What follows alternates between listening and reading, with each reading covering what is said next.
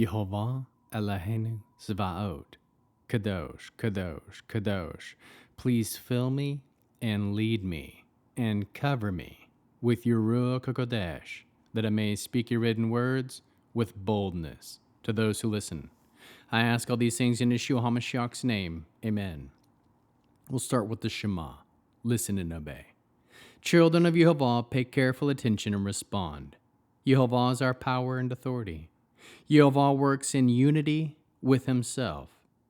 And you shall act upon your love to Yehovah with your power and authority, with your thoughts in mind, with your entire body, and with all the muchness that you have.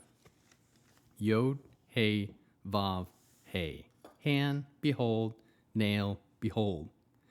1 Samuel chapter 6. The ark of Yehovah was in the country of the Philistines for 7 months. The Philistines summoned the priests and soothsayers and asked them, "What are we to do with the ark of Yehovah? Tell us how to send it back where it belongs." They said, "If you do send off the ark of God of Israel, don't send it back empty, but return it with some sort of guilt offering for him. Then you will be cured, and you will learn why he has not stopped oppressing you." They asked, "What kind of guilt offering should we send him?" And they replied, 5 gold models of tumors and 5 gold rats, because that's how many leaders the Philistines have, and you and your leaders all had the same illness. So make models of your tumors and models of your rats that are infesting your land, and show respect to the God of Israel. Maybe he will stop oppressing you, your gods, and your land. Why be obstinate like the Egyptians and Pharaoh were? When he had done his work among them, didn't they let the people go? And they left.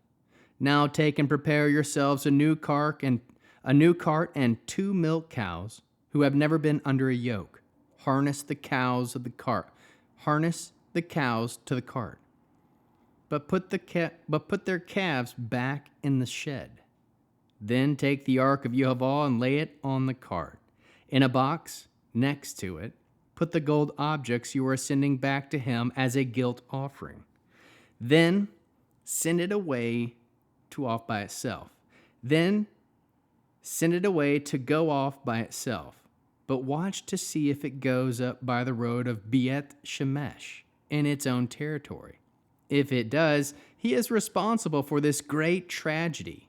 If not, we will know that it is not his oppression which has been over us, but that what has happened to us has been only by chance.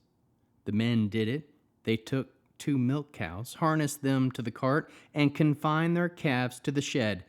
They then put the ark of the cart, along with the box containing the gold rats and the models of their tumors.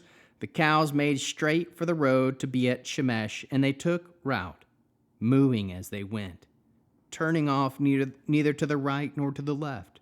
The leaders of the Philistines followed them as far as the border of Beit Shemesh.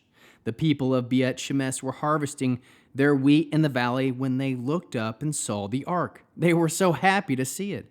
The cart entered the field of Yehoshua, the Beit Shemeshi, and stood there by a big rock. They cut up the wood of the cart and offered up the cows as a burnt offering to Yehovah. Then the Leviim removed the ark of Yehovah and the box that was with it, which contained the gold objects, and put them on the big rock. That same day, the men of Beit Shemesh offered burnt offerings and sacrifices to Yehovah. Upon seeing this, the 5 leaders of the Philistines returned that day to Ekron. The gold tumors which the Philistines sent back as a guilt offering for Yehovah were 1 each for Ashdod, Gaza, Ashkelon, Gat, and Ekron. And the gold rats also corresponded to the numbers of the cities of the Philistines that belonged to the 5 leaders, fortified cities and country villages. The rock is a witness to this day of the great mourning, which resulted from putting the ark of Yehovah on it in the field of Yehoshua, the Beit Shemeshi. For Yehovah struck the people of Beit Shemesh for looking at the ark of Yehovah, which killed 50,070 of the people. The people mourned because Yehovah had struck them with such a terrible slaughter. The people of Beit Shemesh asked, "Who can stand before Yehovah, this holy God, to whom can we send it to get away from us? They sent messengers to the people living in Kiryat Yearim with this message: the Philistines have returned the ark of Yehova. Come down and bring it back up with you. How can we learn to love our Creator after reading this interesting 6th chapter of 1 Samuel? We can know that even the enemies of Israel were familiar with Yehova, the Elohim of Israel. Know that the Philistines wanted to be cured of their illnesses and chose to send back the ark of Yehova with a guilt offering. Know that the Philistines aimed to show respect to Yehova and knew the stories of the Egyptians and Pharaoh. Aim to be happy when you realize the presence of Yehova returns to your life. Aim to offer to Yehova your obedience. Trust that the only way anyone will be able to be in the presence of Yehova is by the power of the blood of Yeshua in their life. How can we love others as Yeshua loves us? We can encourage others to seek the presence of Yehova.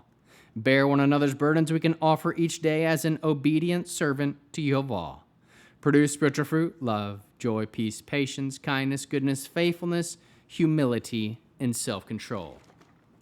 End with the Aaronic blessing using the name. Yehova will kneel before you presenting gifts, and he will guard you with a hedge of protection. Yehova will illuminate the wholeness of his being toward you, bringing order, and he will provide you with love, sustenance, and friendship. Yehova will lift up the wholeness of his being and look upon you and will set in place all you need to be whole and complete.